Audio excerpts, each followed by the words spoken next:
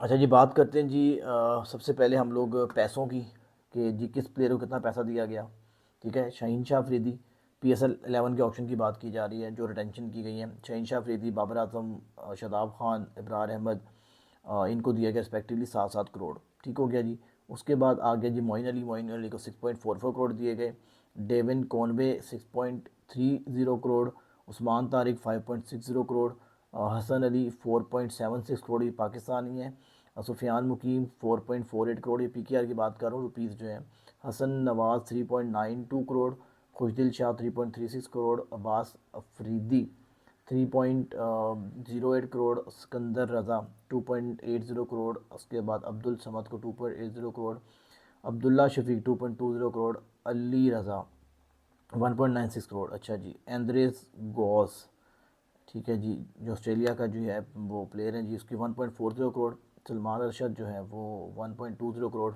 Smile Hussain 84 lakh. उसके बाद जी मोहम्मद नईम 70 लाख। और साद बेग 60 लाख जी। अरे इसमें जो मुझे लग रहा है ना, जो रज़ा सिकंदर रज़ा को बहुत कम पैसे दिए गए हैं, दैट्स नॉट, मेरे लिहाज से एक फेयर डील नहीं गई इस बंदे के साथ। यस, एक सेकेंड। ठीक है जी।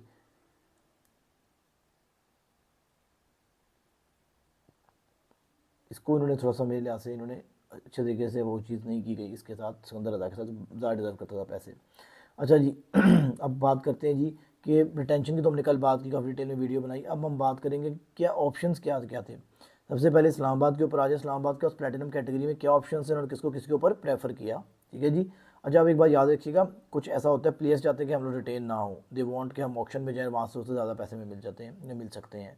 ठीक है, तो हमने ये कोशिश कह लें कि ये सॉल्यूशन की वो होती है, एक ट्राई होती है, शायद हो सकता है इस वजह से भी उनको रिटेन ना किया हो कुछ प्लेयर्स को, और कुछ जो है वो टीम्स ने उनको खुद रिलीज़ कर दिया हो। तो सबसे पहले बात करते हैं इस्लामा यूनाइटेड से प्लेटिनम कैटेगरी में।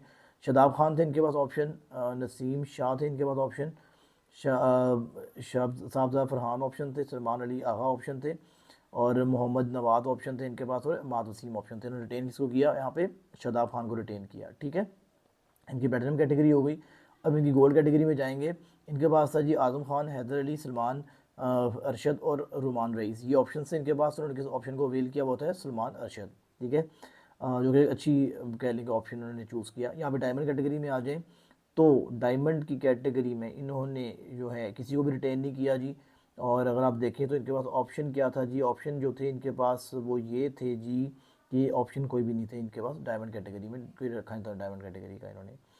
अच्छा, इनके पास सिल्वर में ऑप्शन थे जी हुसनैन शाह के, और इसके अलावा मोहम्मद फ़ाइक के ऑप्शन थे। और सिल्वर की जो इनकी कैटेगरी थी उसमें इनका ऑप्शन था एंड्रे गॉस का, जिन्होंने एंड्रे गॉस को जो है वो इसको यहाँ पर रिटेन किया।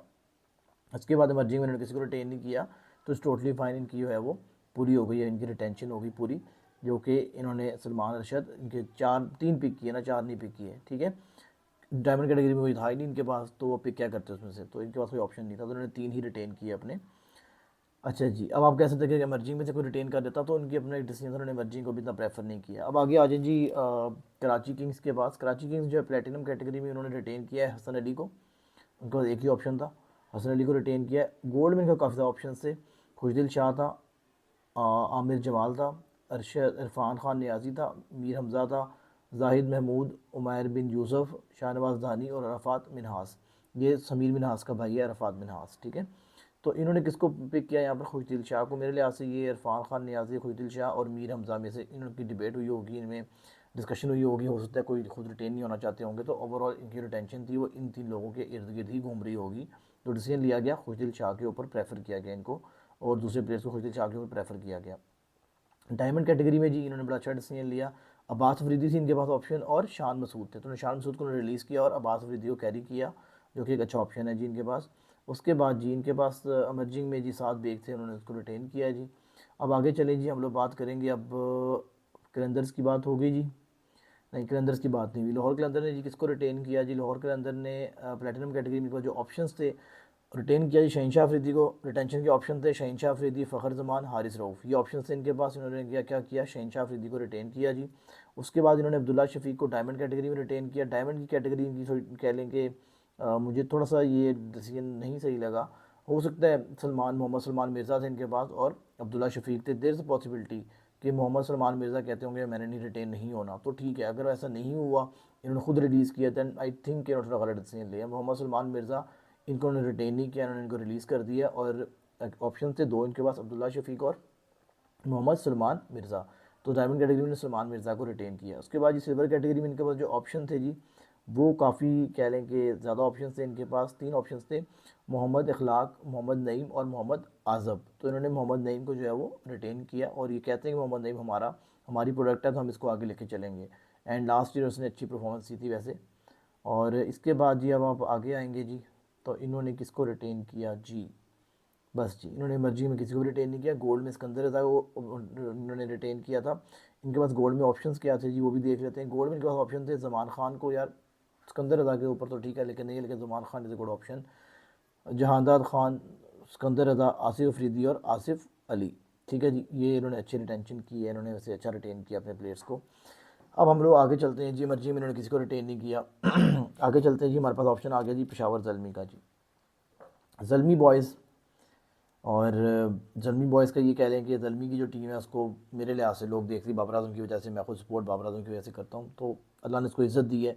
अब कुछ लोग ऐसे थे वो कहते हैं यार बाबर आज़म को निकाल देते, साइम अयूब को रखते, कुछ है कोई अल्लाह के नेक बंदे ऐसे ना, तो यार कोई खुदा का खौफ करें। जिस जो बंदा फेस है अपनी टीम का, जो कि एक ब्रांड को लेकर चल रहा है, तो उसको कैसे निकाल सकते थे। तो प्लेटिनम कैटेगरी में ऑप्शन था इनके पास साइम अयूब और बाबर आज़म का, तो बाबर आजम को उन्होंने रिटेन किया यहाँ पर। गोल्ड कैटेगरी में जी इनके पास जो ऑप्शंस थे, ऑप्शन इनके पास काफ़ी ज़्यादा थे जी। मोहम्मद हारिस, जो बाबर आजम के स्ट्राइक रेट की बात करते हैं और इनको किसी ने रिटेन नहीं किया। मोहम्मद अली, अब्दुल समद, हुसैन तलत, अहमद दानियाल, इसानुल्लाह। अब इसानुल्लाह भी हो सकता था रिटेन यहाँ पे, अब्दुल समद भी हो सकता था और अहमद दानियाल भी हो सकता था। यहाँ पर 3 पे मेरे से कंपटीशन हुआ होगा, डिबेट हुई होगी और फिर एट द एंड इन्होंने अपनी तरफ से बेस्ट डिसीजन जो है वो ले लिया होगा। अच्छा जी, इसके बाद जो है इन्होंने सफियान मुकीम को डायमंड की कैटेगरी में रिटेन किया, बिकॉज वही ऑप्शन था और कोई ऑप्शन भी नहीं था, तो अच्छी बात है रिटेंशन इनकी की है उन्होंने। अब यहाँ पर इनसे होगी चीज़ एक सिल्वर, क्योंकि 4 प्लेयर रिटेन कर सकते हैं, 5वां नहीं कर सकते, वरना मुझे लगता है ये मेहरान मुमताज़ की तरफ जाते। सिल्वर में इनके पास मेहरान मुमताज़ है जी, आसिफ यकूब था। आसिफ यकूब की जगह तो सफियान मुकीम पूरी कर देगा, लेकिन मेहरान मुमताज़ की जगह कौन पूरी करेगा, ये एक जो खला रहेगी। सिल्वर में इन्होंने किसी को रिटेन नहीं किया, 2 ऑप्शन थे इनके पास।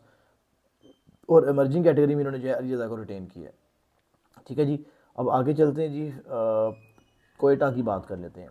कोयटा की जो टीम है जनाब, उन्होंने जिनको रिटेन किया, अबरार अहमद है, उस्मान तारिक है, हसन नवाज़ है और ये बेग साहब है जी, नहीं शमाइल हुसैन है।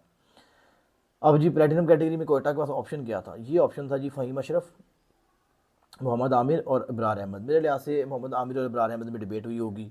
इब्रार अहमद की करंट फॉर्म देख के, पाकिस्तान की पिच देख कर, सारी विकेट्स वगैरह देख कर उनको जो है वो इन्होंने रिलीज़ कर दिया होगा, इब्रार अहमद को रिटेन किया होगा।